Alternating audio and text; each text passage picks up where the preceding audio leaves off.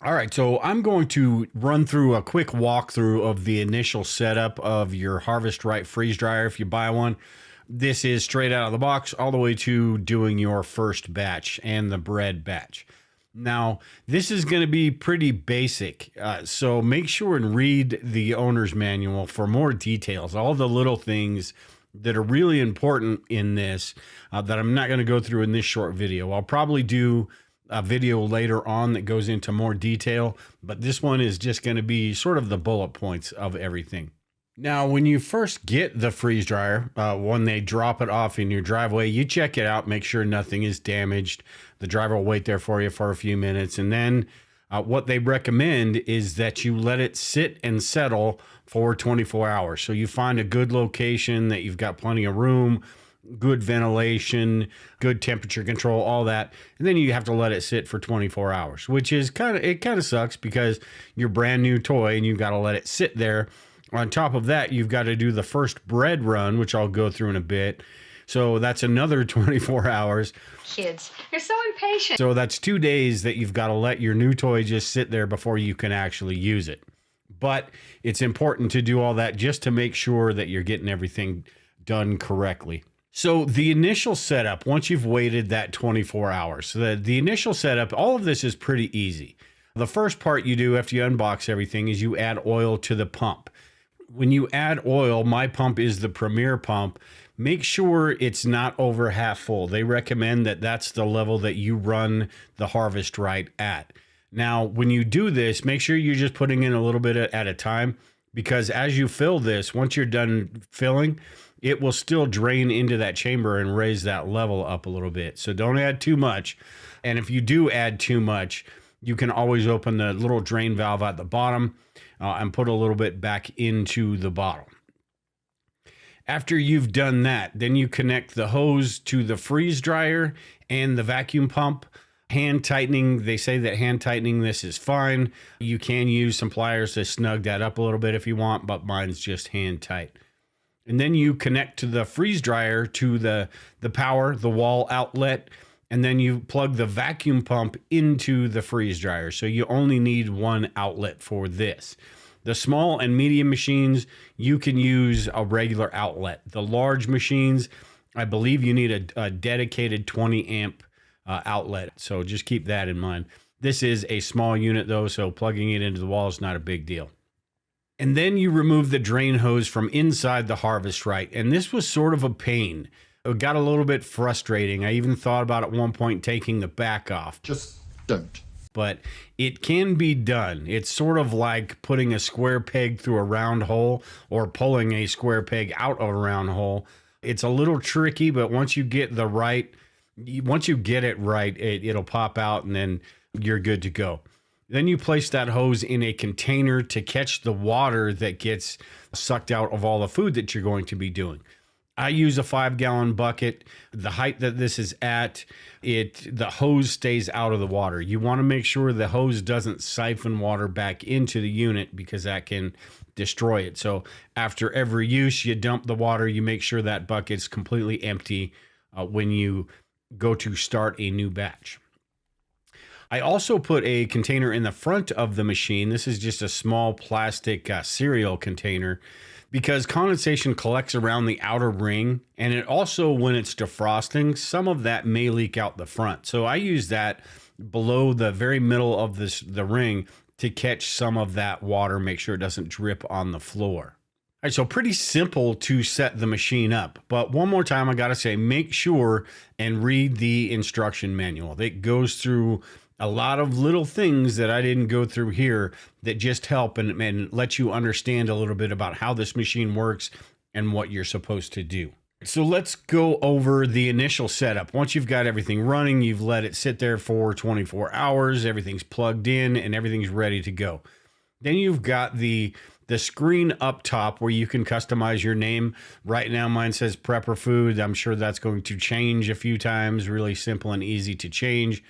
You choose the type of vacuum pump that you have. Mine is a Premier pump, so I made sure and chose that. And then there's some other settings in there. They're default settings, and you don't really have to worry about those too much. The more you get used to this, you'll start to understand those a little bit more. So just leave those at default as you're starting things out. And like I said, the first run that you're going to need to do is to do a bread run. And this ensures everything is working properly. It eliminates that new car smell. The new car smell is great in a new car, but you don't necessarily want that in your food. So doing a bread run just sort of grabs all that stuff out there, just that initial run to make sure everything's working properly, make sure you're not getting any errors or anything like that. I had to update my firmware because the drying process, and I've seen this a couple places, the drying process, it would stop right under the G in drying, and it would just stay there. And I think it stayed there. I let it go for about 10 hours until I finally just quit it. I got a hold of Harvest Right, and they sent me the update file, the firmware update. And ever since then, it's been working great. So I don't suggest you get online and try to find an update file. I would get a hold of them and make sure you're doing the right things, because you don't want to ruin a machine that you just paid so much money for. So to start all of this off, what you have to do is hit the start button, and then it'll go into the cooling the chamber mode for 15 minutes. This is a good time to maybe get your food together if you haven't already put it on trays. Maybe grab it out of the freezer if you've got it frozen. Do whatever you need to do in this first 15 minutes while it ramps up and gets everything ready to go for you. Once that 15 minutes is over, it'll pop to the next screen that says load your trays, and load your trays and close the drain valve. Now, in this process, I always make sure and close the drain valve beforehand, but then you load the trays in there. With the trays, I froze these, and you can freeze or you don't have to freeze. It's really up to you. These are things that I prepared a couple days in advance, so I just went ahead and froze them.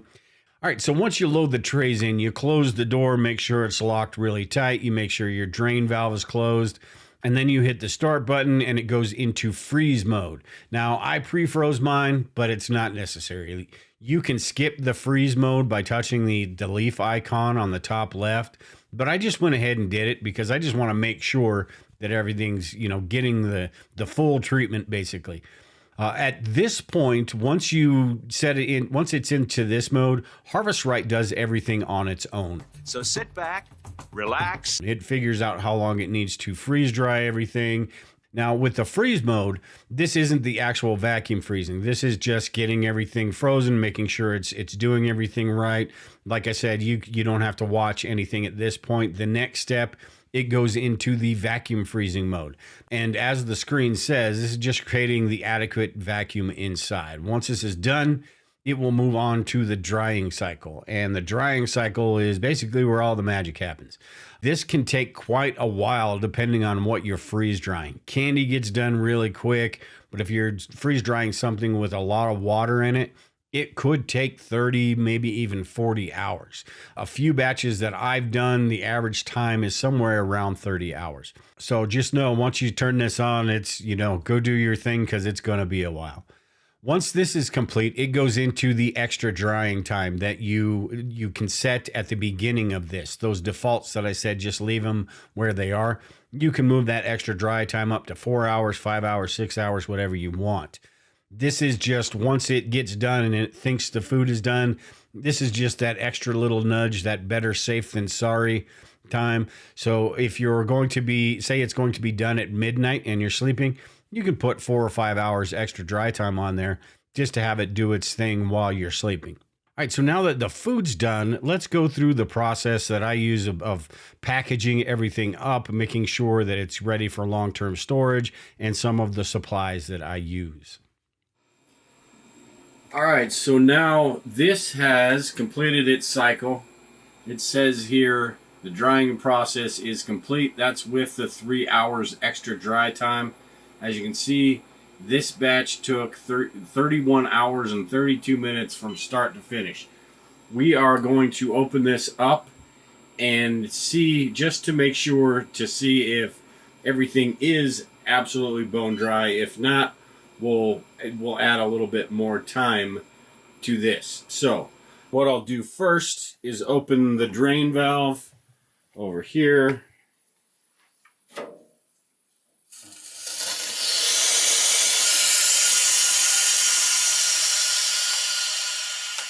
And then I can come back over here and open this up. Which we are going to pull one of these out and just make sure that we've got no moisture. And that is a big chunk of meat. It says no moisture. But I want to check just to make sure.